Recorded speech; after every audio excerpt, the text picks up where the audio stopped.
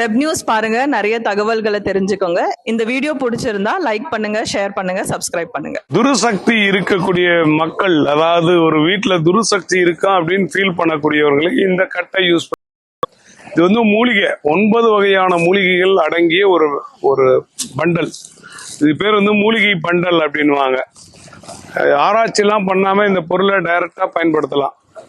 இந்த பொருள் வந்ததற்கு பிறகு உங்க வீட்டுல போயிட்டு குலதெய்வத்தை வேண்டிக்கிட்டு தண்ணியில முக்கி எடுத்துட்டு, இதுல ஏற்கனவே நூல் சுத்தி வச்சிருக்கோம், அந்த நூல்லாம் எடுத்துட்டு ஒரு மந்திர கட்டு அப்படியே சொல்லிக்கிட்டே வரணும்.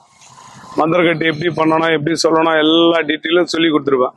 சொல்லி கொடுத்த உடனே அப்படியே போட்டுக்கிட்டே வந்தீங்கன்னா உங்க வீட்டுக்கு வெளியில இல்ல பூஜை அறையில எங்காவது ஒரு இடத்துல வச்சீங்கன்னா தொட்ட காரியம் வெற்றி ஆகும்.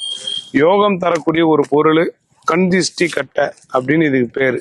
வெப் நியூஸ் பாருங்க, நிறைய தகவல்களை தெரிஞ்சுக்கோங்க. இந்த வீடியோ பிடிச்சிருந்தா லைக் பண்ணுங்க, ஷேர் பண்ணுங்க, சப்ஸ்கிரைப் பண்ணுங்க.